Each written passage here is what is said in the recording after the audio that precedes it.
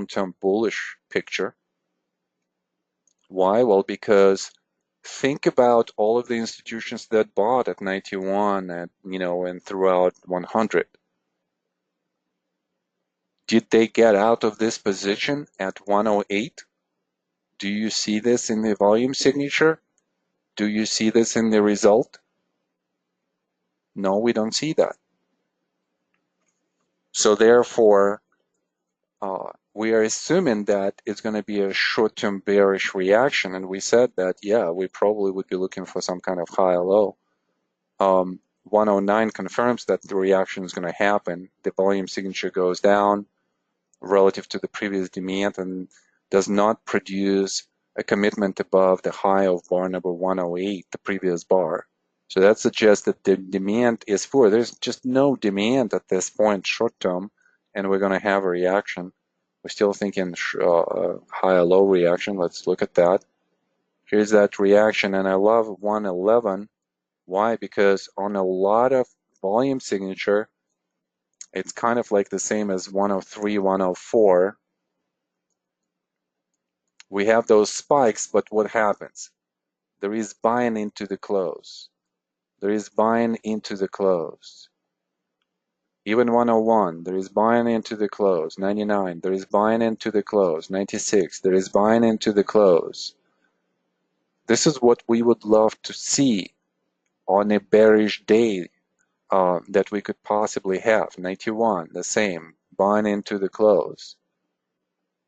So 111 is actually extremely bullish bar, and we're looking at the progression of the closes to the downside. We're still in this area. We're still at like 1/2 of the rally between 107 and 104.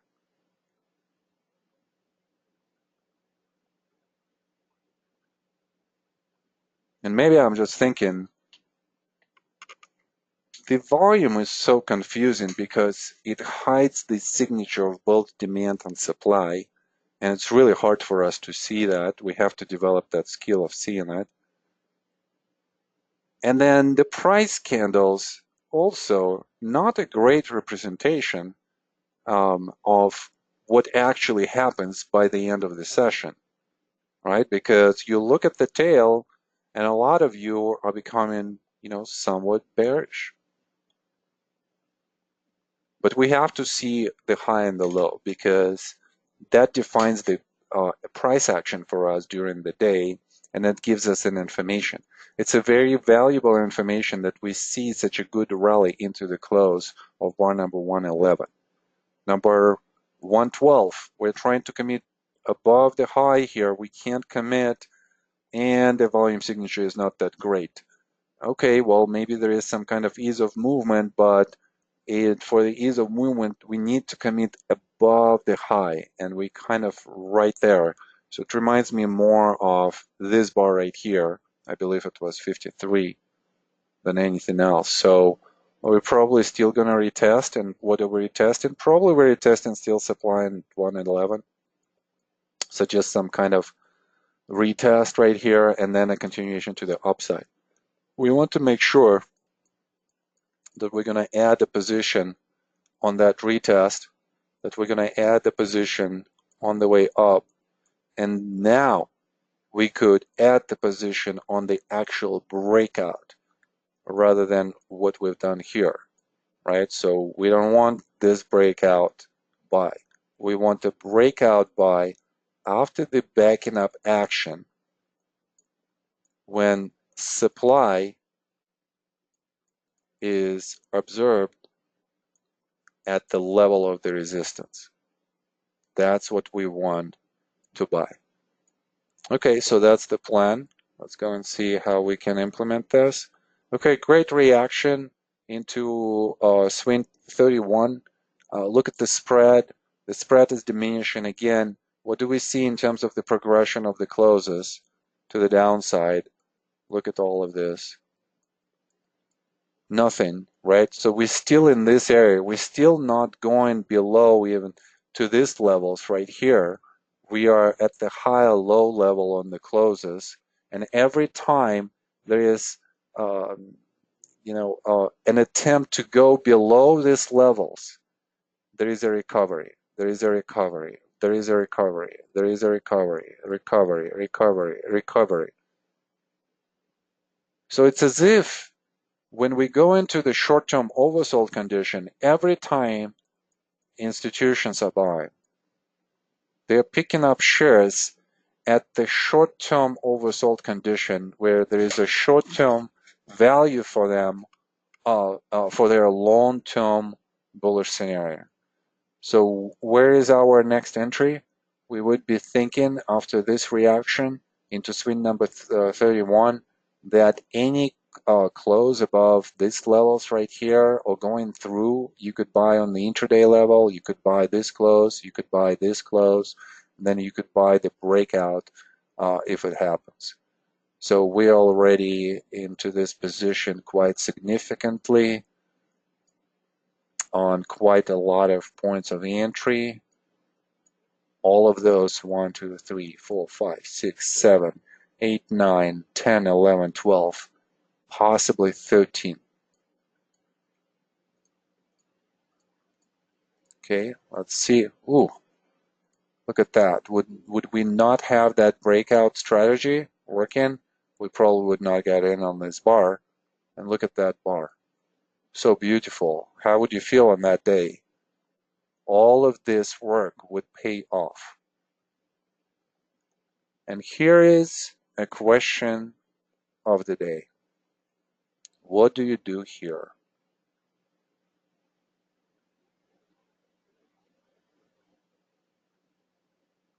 So let's have the poll here. Do we sell, take profit? Do we hold and kind of go through maybe a volatility that could come? Or what? Do we take, do we hold? Do we sell? Do we add to the position? Think about this for a second and let me know. Write it down.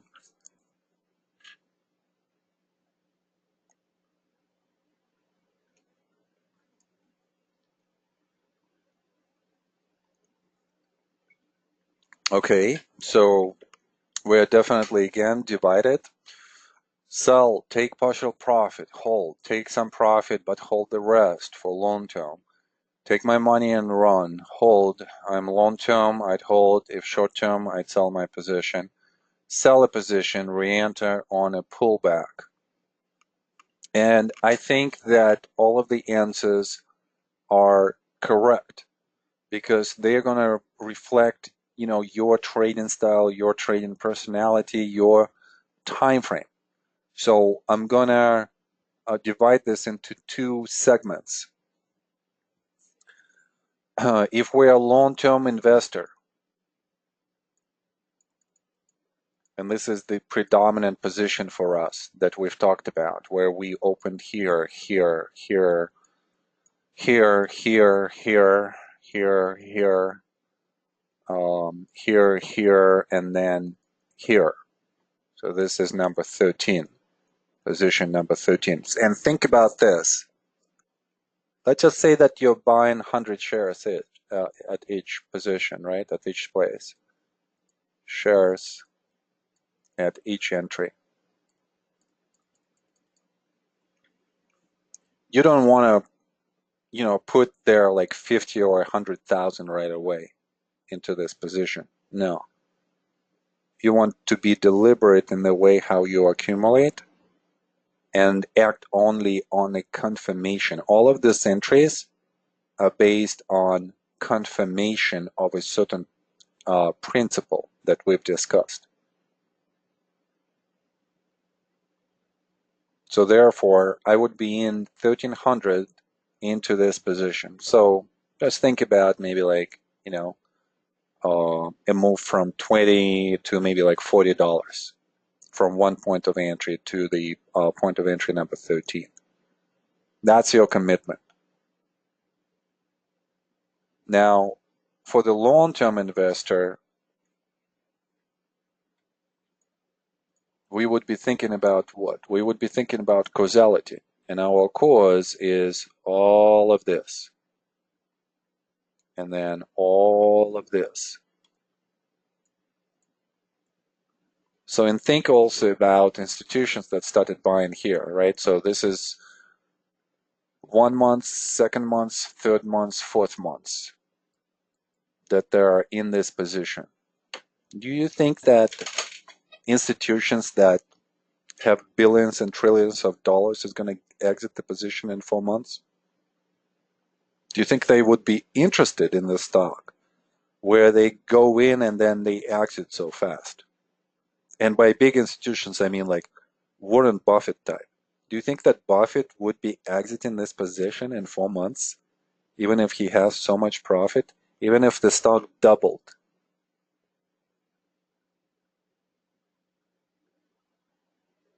Unlikely. This is not who they are. This is not what they can do. Because of their size, they can't move so fast. For some of their clients, like net worth clientele, the long-term tax strategy has to be such that you have to hold on to certain assets for over a year. And obviously, getting in and out so fast will produce so much volatility, the profits will corrode. If they're going to start selling at this point of time, they might have the bar that's probably going to be like this. They don't want to do that. And obviously, there is some selling that's happening on this bar. But that's also overcoming a long-term resistance. Think about the long-term breakout here. And on this long-term breakout, we probably have some kind of late institutional buy-in that comes in and just capitulates on this idea in the sense that they have to be in this idea right now.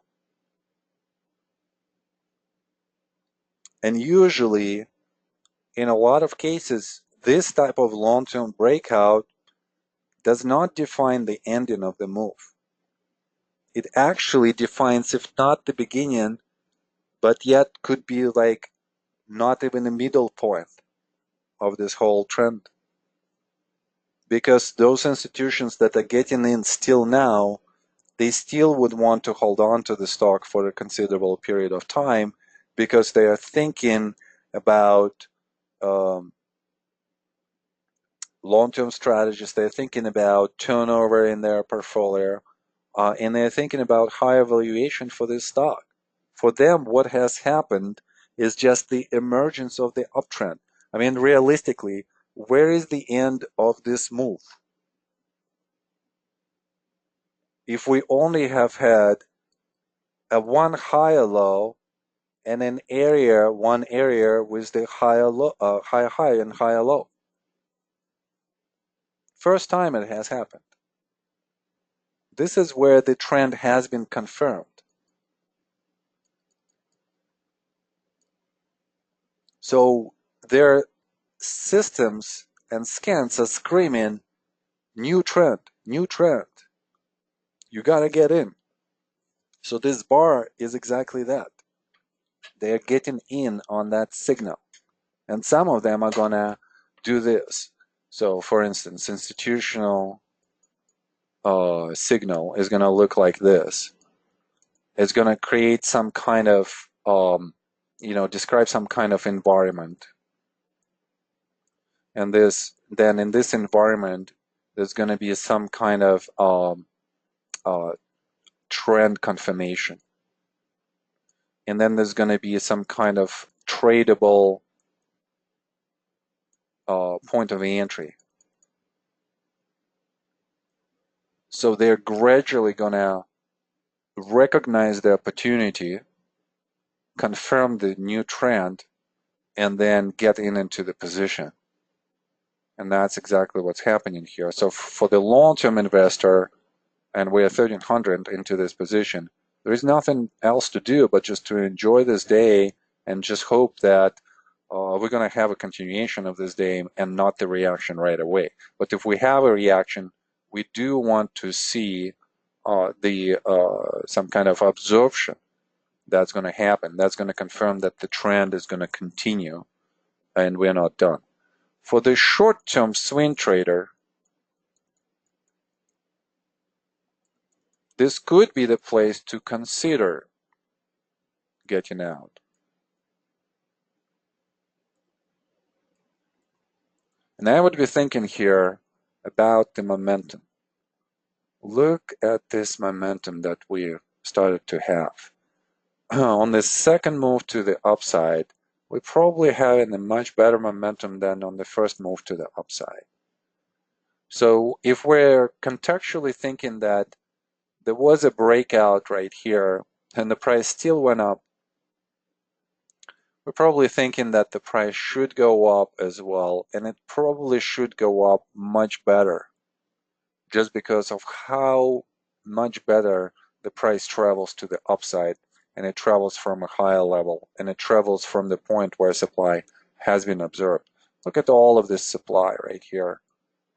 It's just going down gradually as the price starts to go up, an opposite direction between the force to the downside and the result. Everything looks bullish. So we want to get out, but we want to get out at the best price here from the swing. So I would probably measure this bar, the latest bar, and I would say, okay, where is my 1/2?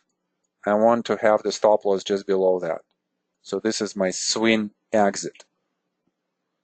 I could take some profit here as well.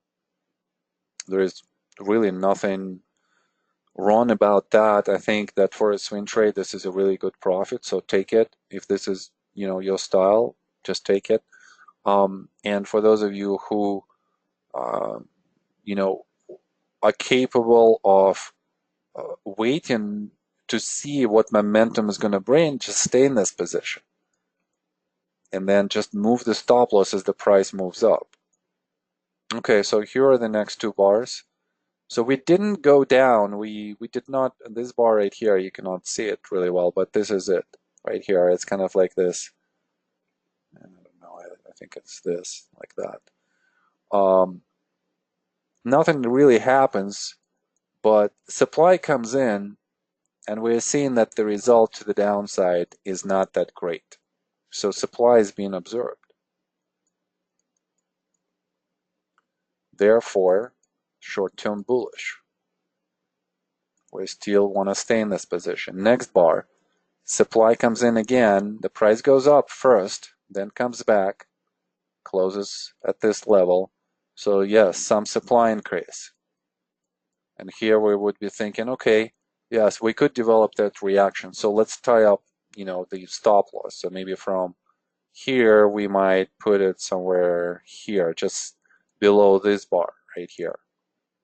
What if we have a continuation and then the move up? So we don't want to be caught up in this. So somewhere here, and frankly, I would just keep it below right here and just allow the price to show me a little bit more. And I'm basing this on the test, right? We've talked about how supply occurs in the test and how it reacts. We could have different tests. We could have this big bar and then the test down and then a recovery. So we don't want to be caught up in this. But look at how here on the next day, the test is just so mediocre. So we still would prefer to stay. Okay, and this is what happens next. So right away, we see that there is no progression to the downside. And this is extremely bullish. This is basically a reaction on the upside. If we look at the intraday picture, it would look something like this.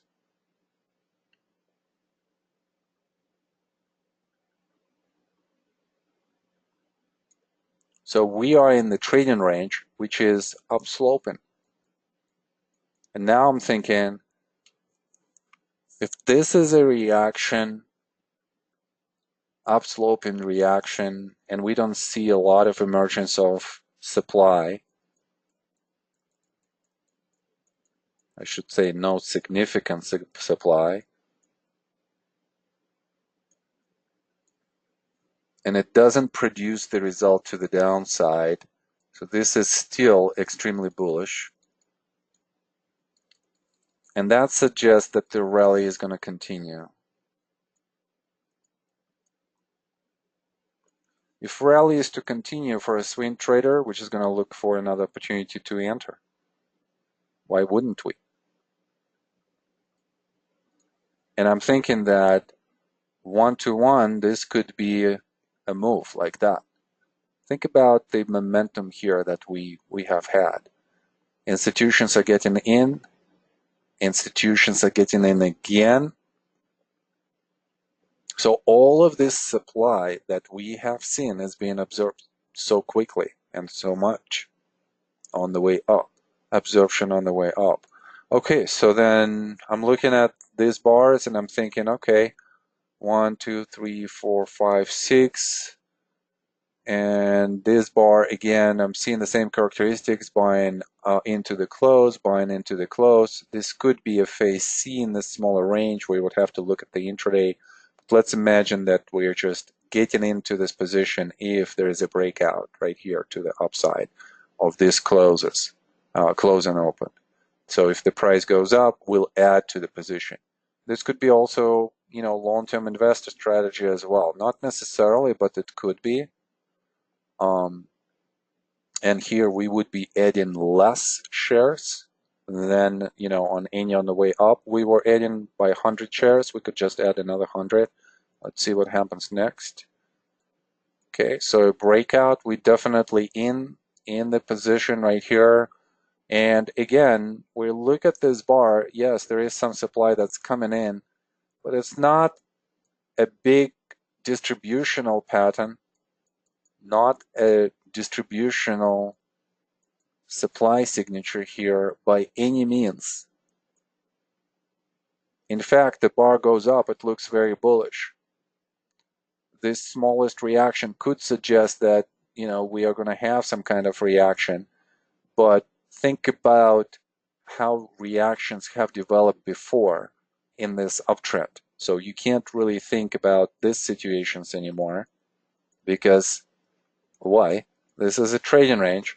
You have to think about this situation and this situation and this situation. Why? Because this is an uptrend. It's a different environment. You can't compare anything to the trading range anymore. You're only comparing the movements that are in the new environment. So how did the tops develop? They usually would require some time, would have some kind of stop-in action first, and then some supply might occur. So, and this is what we're looking for, right? A possible stop-in action, low supply. Is it a possible stop-in action? So this is how we're stopping the supply. Maybe. So I would just wait as to, what kind of bar we're going to have next. And my stop loss probably would be just below this bar right here for a swing trade. So this is a stop loss swing. And then I would have a stop loss, long-term stop loss right here. We'll talk about this. There was a question here from Justin. Will we go more in depth on entries in this course? Yes, we're going to have one session where we're going to talk about the Wyckoff trading plan, and there we'll talk about the entries. Also, I will show you, Wyckoff entries and what I've developed for myself. And in the practical, this is where we're going to go into much more details. This is where the depth of this understanding of the point of interest is going to be developed. But for now, these are the stop losses that I would be thinking of. If we're going to have some kind of bearish action, swing trade is out immediately. Let's see what happens next. Ooh, well, this is where we were. And I'm so happy that we didn't react right away to some minus signs of supply on the tail. Again, you're in such a bullish pattern. Why would you be thinking about bearish picture on such a smaller scale? You should be thinking that every time we have some short-term supply coming in, it's going to be observed. And until it's not, that's when you're going to get out of the position, right? you need to see a change of character, a change of behavior, to confirm that you need to get out. You don't have to take the profit right away. If anything, the majority of amateur traders are getting out of the positions of winning positions, not losing positions, but winning positions much faster than they should. If we would have get out on this bar for a swing trade, we would not enjoy this run. And I think it's on this bar right here. This is where we are starting to be a little bit concerned, because this is where the volume signature is so high. And we had the previous bar that was a really great bar for us. It reminds us of this bar right here. It reminds us maybe of this bar right here. Those are like concluding bars. Those are the bars that come before the reaction. And we see that the next bar, we have that increase in the volume signature. This is the third highest volume bar. And yet, even with that, look what supply can do. So we've traveled all of this, and yet we reacted and closed on that bar and negated only this much. We're in the topper portion of this reaction. And then again, next bar, buying into the close, next bar, buying into the close, but the largest supply is being shown to us. So this is where we definitely could consider for a swing trader to get out. Whether you are getting out on this bar right here, on the next bar, or on the next bar, it doesn't really matter. You have enough profit here, to boast about this trade for the rest of your life. If you would conduct this type of trade, let's say up to here, this is going to be a fantastic trade. For the long-term investor, I think it's reasonable to start thinking about maybe taking some profits.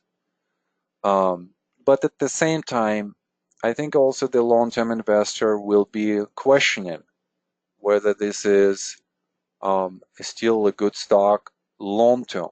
Again, think about what has transpired here. In about 1, 2, 3, 4, 5 months, we've made so much progress to the upside. We have made so much money. Do you think that institutions are going to get out, those, Warren Buffett types? Probably not. They're probably going to start distributing at the point of extreme valuation.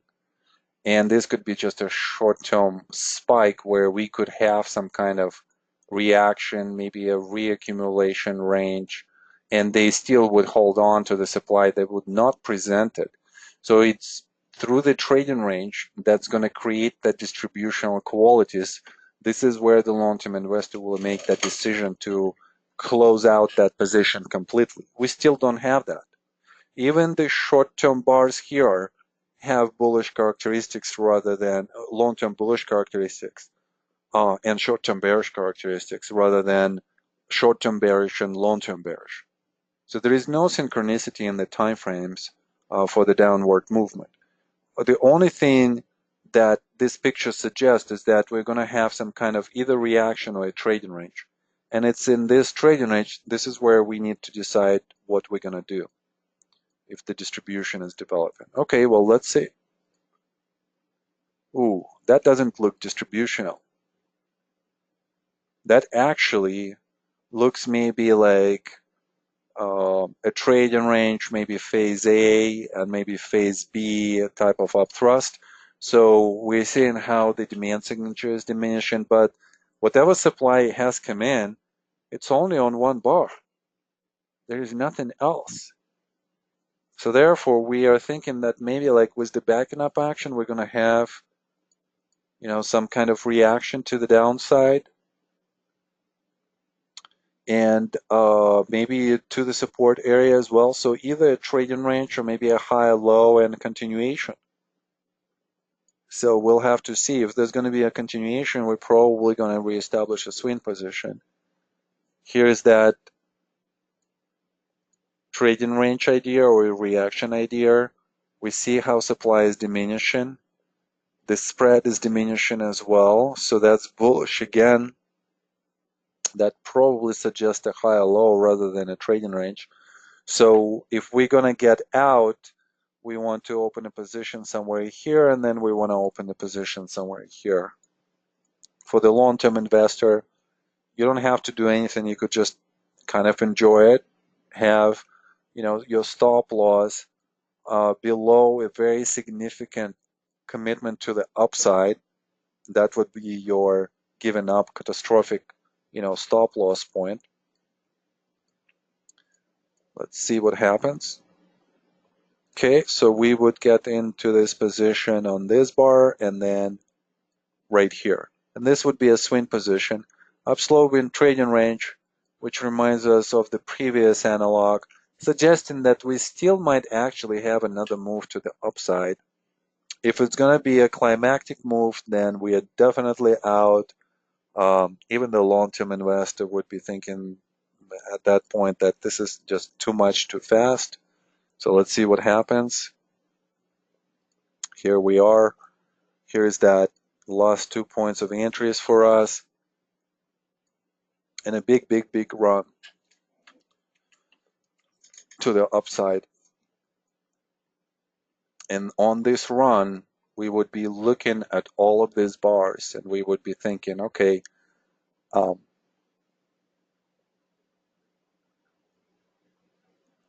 bar with the largest volume signature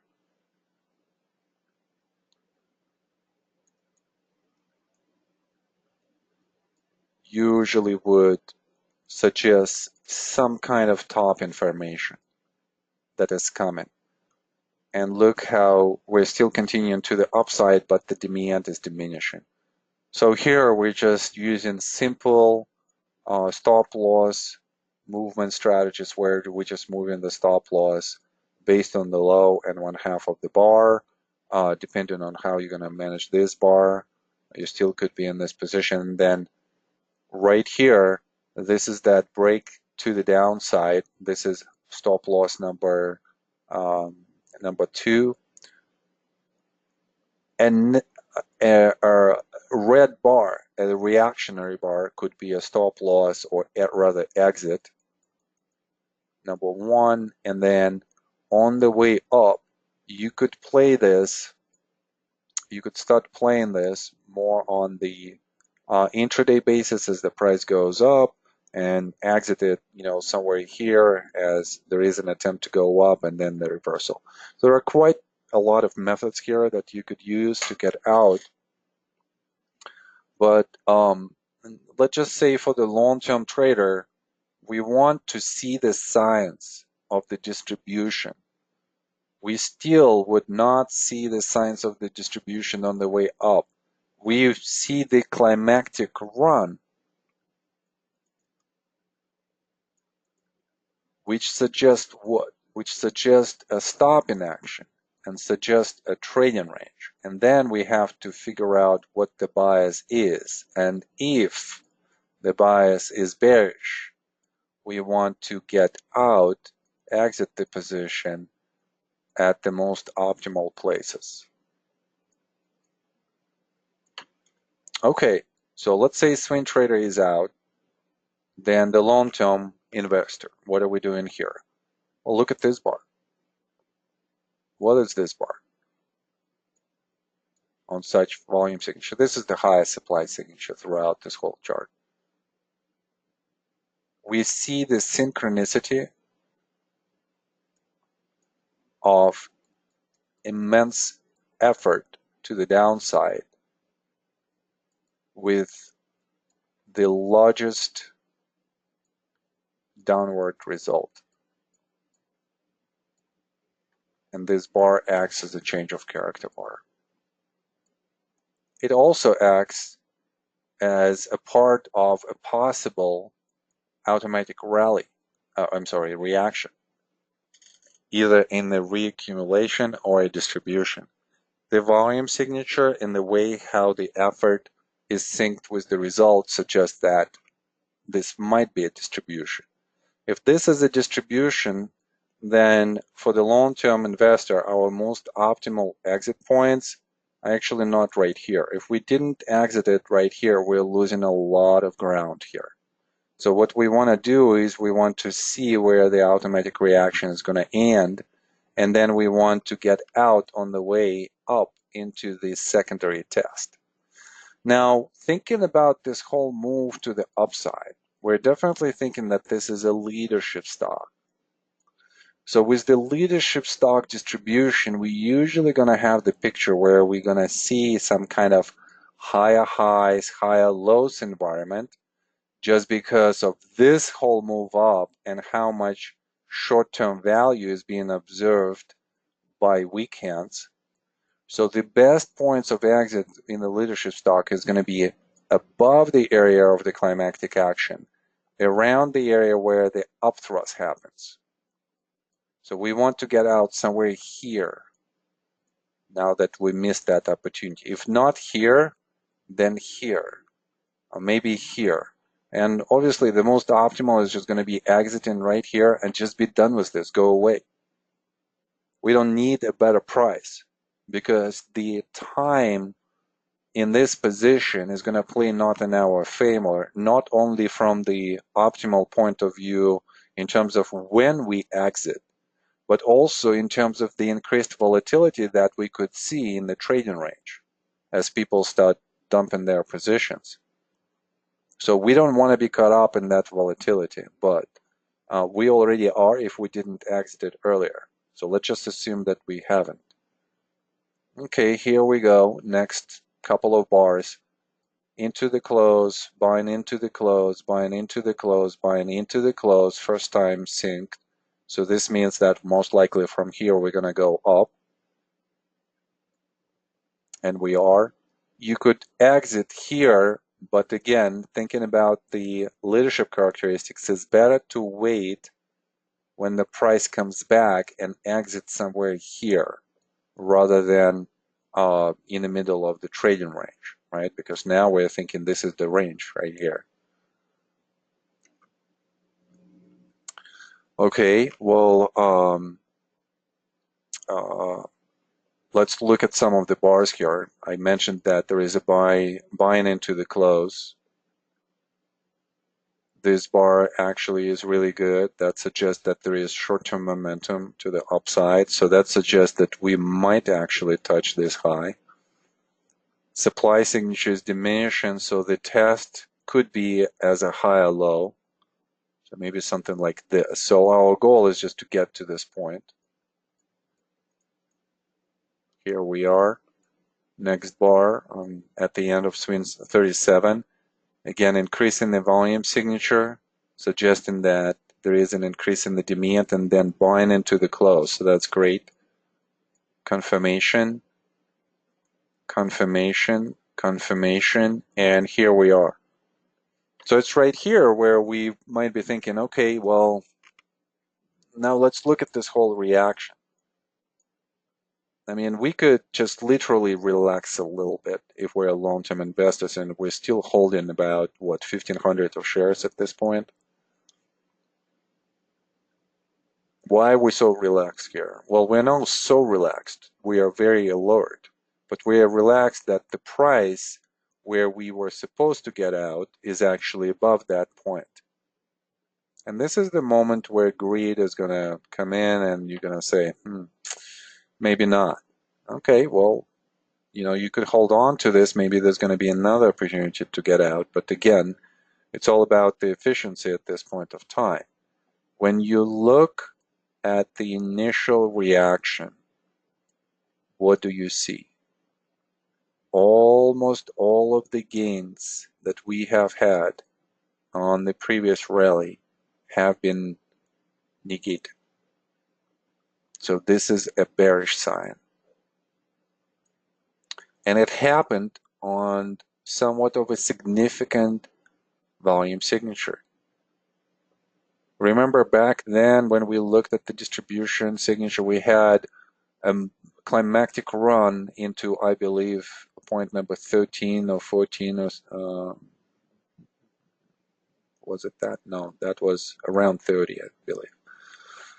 And then we had multiple bars that looked like this. And then we've talked about the consistent selling on a change of character. And it looked like this. They are selling, selling, selling, selling, and then they stop selling. So they sold some of their position. You could clearly see this. This is only institutions that could produce that type of price signature, together with the volume signature here. So they sold, then there is a test, successful test that suggests a short-term rally. And as the price goes up, we would be expecting that there's going to be some more selling, because what they're basically doing is this. As the price goes up, they're saying, oh, okay, let's sell into the strength.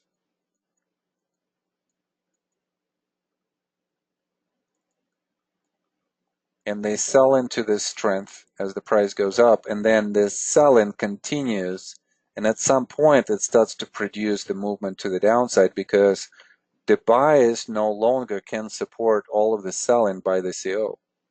And that's when synchronicity becomes so evident that on the selling by institutions, the price moves down. When this happens, what do you think they're going to do? They're going to stop selling. Well, there is still some selling here, but generally they're going to start selling less, because they see how the price is becoming unattractive to them to sell at those levels. They want better pricing. So they're going to stop selling for a second, and that's what's going to produce diminishing supply signature. And with that, the price is going to start traveling up. But once it's again in the area of where they started selling, they might start selling again.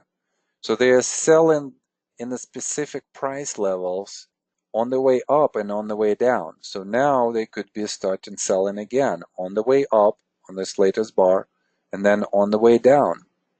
Let's see if that is actually what's going to happen. Okay, yes. So both of the bars see some selling. There is some buying as well. Right here, these two bars have some selling behind it. We just committed temporarily, and then we instantly came back into the trading range below the resistance. What does this remind you of? An upthrust. Okay, and now we're thinking, okay, where are we in terms of the structure? Phase A, upthrust usually is a function of phase B. Okay, and now we're seeing a higher high, a higher low. So maybe this is more of the like upsloping structure, something like this. So if we're going to go down, we might create another higher low. Again, think about the leadership stock and how the leadership stocks are being distributed. And then maybe go, if this is phase B, maybe go into phase C right here, something like this. So we have to mitigate our position. I would say that probably at this point of time, we're either out, or if you're more conservative, you could just say, okay, well, give me the last chance, get me out somewhere here in the middle of the range. This is not the most efficient place, but still you have a lot of profit. Somebody might be waiting for phase C. My preference is always be all about efficiency, right? So get out here. If you cannot get out at these two spots, start getting out somewhere here based on your analysis, and that's it. Okay, well, let's assume that we are out, and we're seeing that this high-low reaction is just still suggesting that there is still some value, short-term value, for some of the institutions. And this could be weak hands value. And as the price gets out, we are maybe even getting nervous. Did we make a mistake? There is so much momentum here. Could it just actually go even higher on the same type of move? And then we're not in the position. So where is that, doubt on is going to go away on which confirmation? Well, looking at the volume signature, what we're seeing is that if this is a breakout, it happens on diminishing volume signature. So then the question is why? Ease of movement, not on the breakout. We don't want to see this on the breakout. Probably when the volume goes down and the price commits like this, it's probably all about weak hands trying to push the price up like this on their buys. We still see that there are a lot of institutional selling has happened here.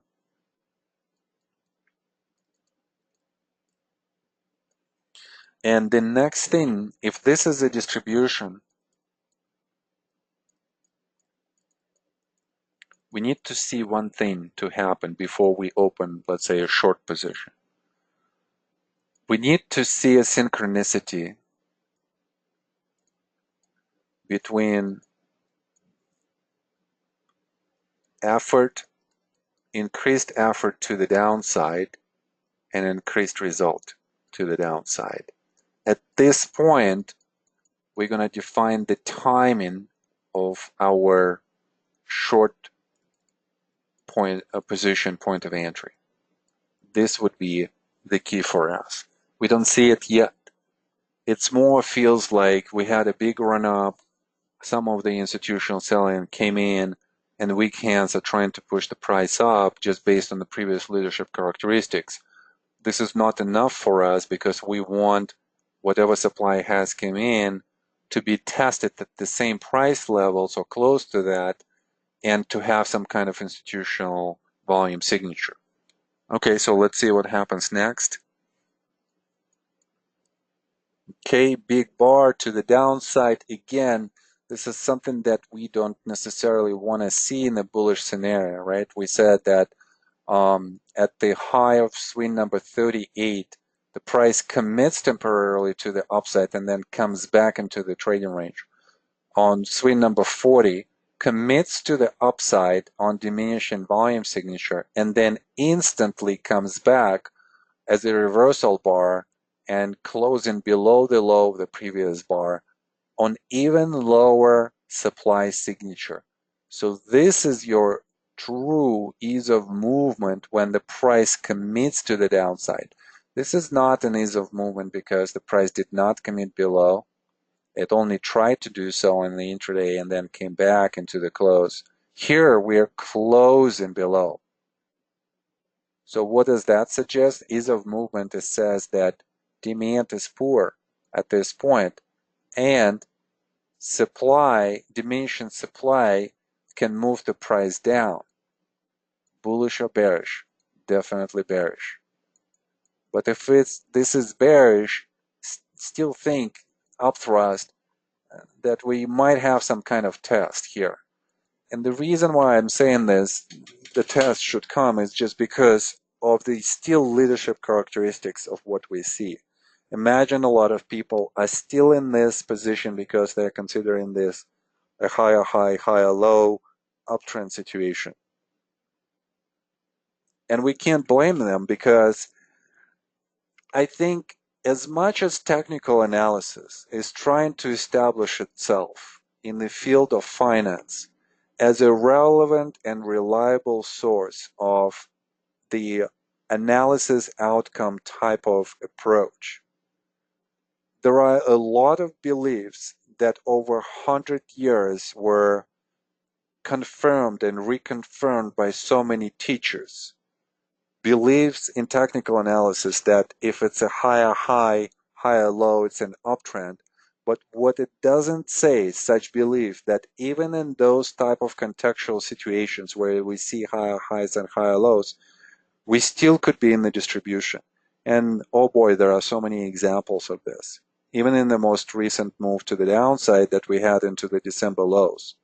Go to those charts in that area, in that period, and look at those charts again. Look at the stocks like Navadir, that has been a leadership stock for years and years and years. Look at the distribution that took place there. Look at Apple, that was going up for years and years and decades, really. And look at the distribution right there. and it's still a short-term distribution. We still don't know what's going to happen next because there are some bullish, characteristics there. This could be just a reaction in a still much longer trend. We still need to figure this out. But one of the things that I'm trying to change in your mental approach to the analysis is the way what you see and what you think about that. What looks bullish does not necessarily is bullish. What looks extremely bearish is not necessarily too bearish. And this chart, it just has so many examples of this type of dilemma. Okay, well, we're seeing that, again, the upthrust suggesting a move to the downside. In this case, I would say that probably better reaction than what we've seen on swing 38. Why? Well, because this bar had some demand signature behind it. This bar does not have demand. And therefore, we would be thinking that there's going to be a continuation to the downside, maybe into the area of the previous low, maybe another higher low, but this reaction should be a little bit better than the previous reaction. Okay, well, maybe so. Yeah, I would say so. Yeah, this bar also kind of like defined. We might not be even done with this reaction, but a higher low, big spread on here is a diminishing spread. Here's the spread is increasing. So, and look at the volume signature. Now, finally, we have that synchronicity. So I would say that this is the first time when the volume signature supply is increasing and the result is slightly increasing, but increasing.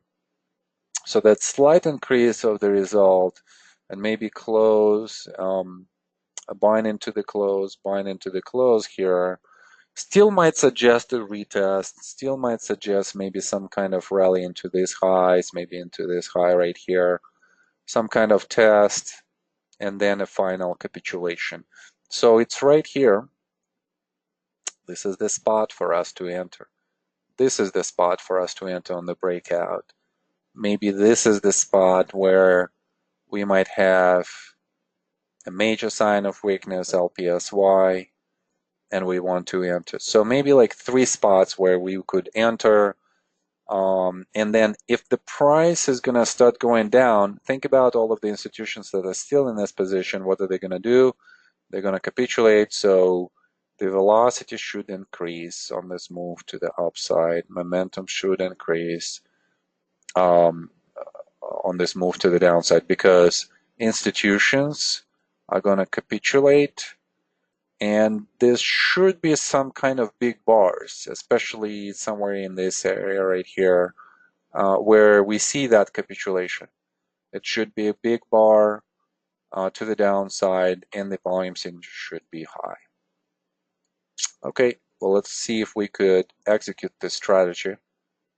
Okay, a test comes at 42. At swing 42, we are committing above the short-term resistance, but we can't overcome the long-term resistance.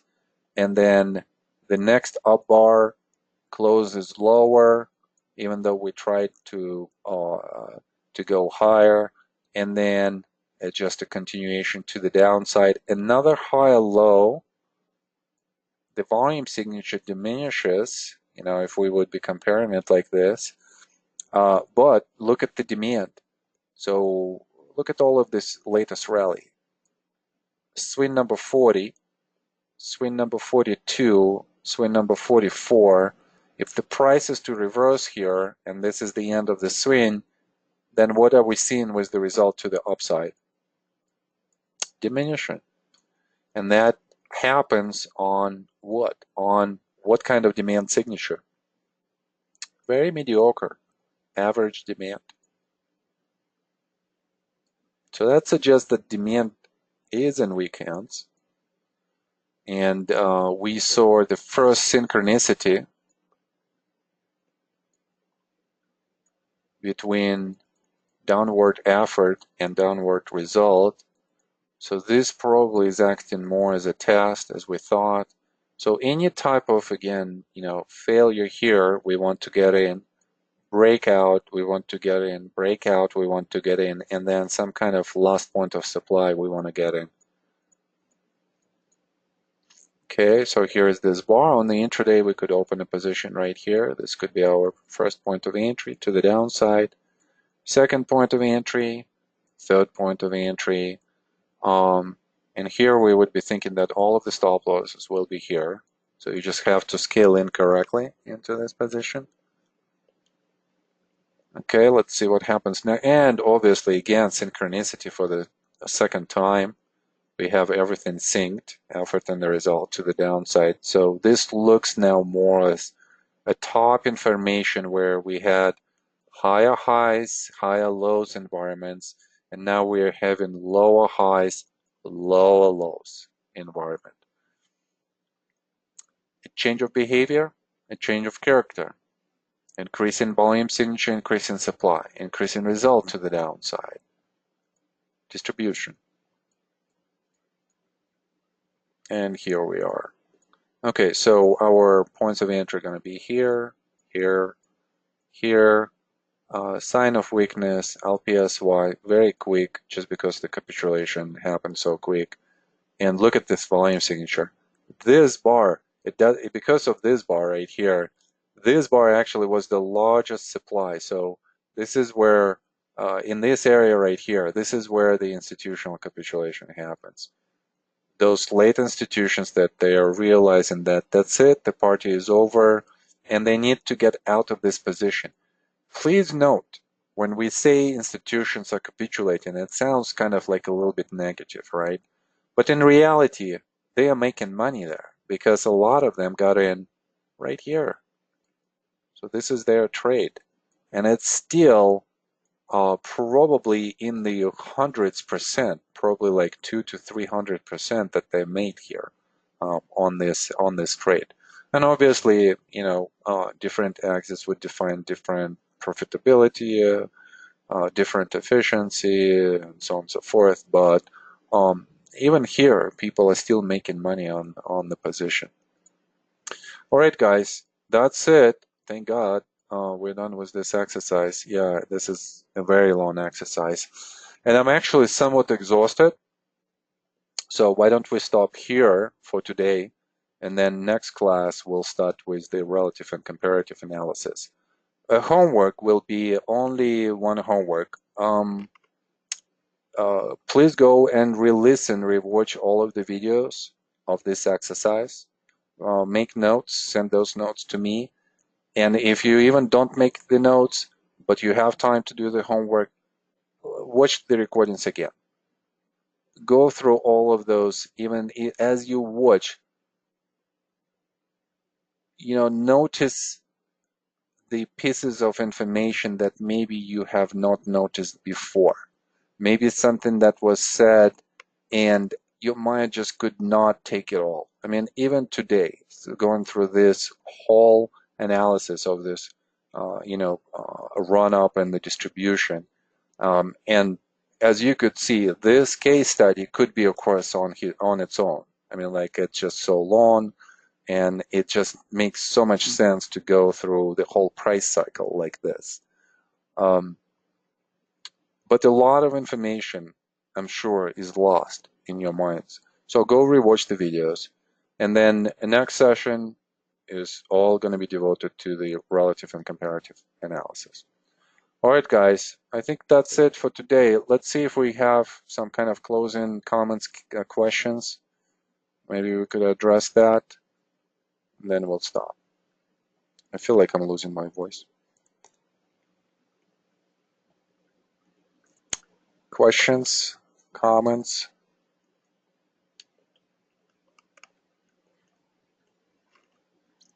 Okay, so I don't see anything. Okay. Okay, it's just some comments. Okay, great. Thank you, Philip. Okay, guys, until next week, and we'll do our relative comparative analysis. We'll start with the new material. Thank you so much, and I'll see you next week. Thank you, guys. Bye-bye.